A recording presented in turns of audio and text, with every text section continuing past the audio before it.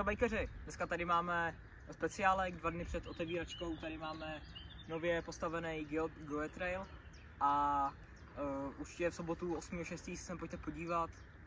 Budou tady cyklisti z celé České republiky, takže určitě tady ani nebude chybět. A dneska tady jsem s Kunou, takže nebudeme zdržovat a jdeme na to. Takže tady je první věc do trailu. Podjedem pásku, ještě tady nebezpečný. Tak, a tady začíná. Hop. To tady 3 dvůry line. Jedna modrá, jedna modrá, jedna červená a jedna černá. Přitěč. Modrá, červená si myslím, že je pro naše začátečníky je v pohodě.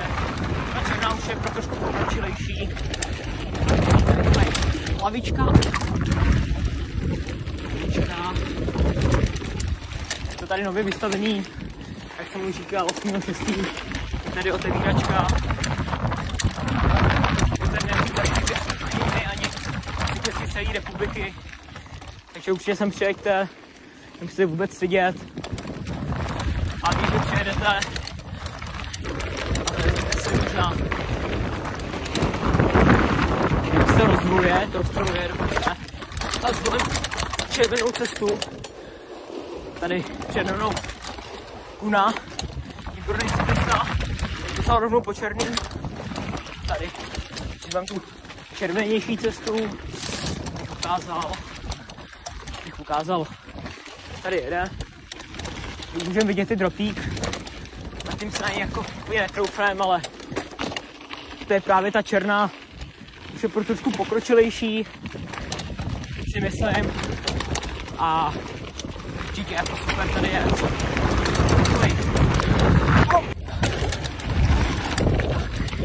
Taková kopinková část, aby se trošku prodloužilo, samozřejmě jako zbrzdilo, protože se zase napoje to druhá část. Můžete vidět doleva černou, tudy červenou. Jsem říkal, že to je 3 části. To je spíš taková enduro. A už se blížíme v první části do konce. Tady je lavice.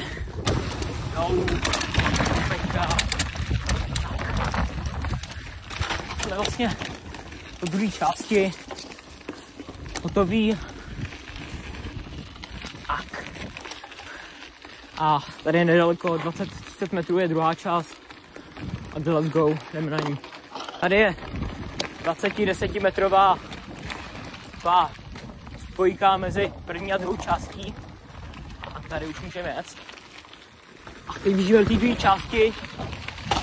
Začátku jsou takový, řekl bych, takový modrý trail, no. Takový bobíky, bych to řekl blbě. Opajka pořádná. Skok. A tady už to jako končí. Pomalu ta modrá část a vyjíždíme do takové větší části. Tady můžete vidět černá a červená. Modrá tam pokročovala doleva. Máme takový step up. Docela krutej. To bylo černej. Takže se mi podívejte, než to budete skákat. Sice ještě tady pár dní zpátky pršelo, tak nebude to moc jako ještě bezpečný, ale určitě se pojďte podívat. Tak, tady už je takový odpočinkovější,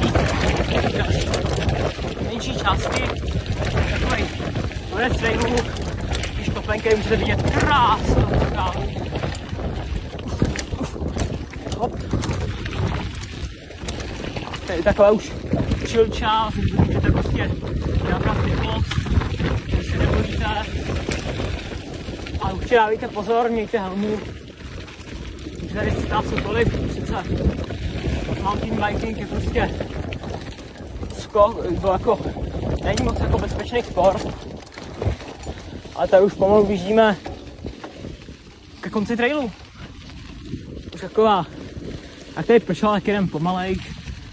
Taková úplně chill část, to si jenom chillujem. Kopenka, tak, vybraná. A konec trailu. Tady už jsou určitě, chodíte, tak dávejte pozor. A jsme dole. Takže tohle byl celý Goa Trail. Určitě nás tady potkáte v tu sobotu. Pojďte se sem podívat. Je to tady fakt pro každýho. Pokud se vám video líbilo, tak dejte like. Zpětnou vazbu napište do komentářů. A dar.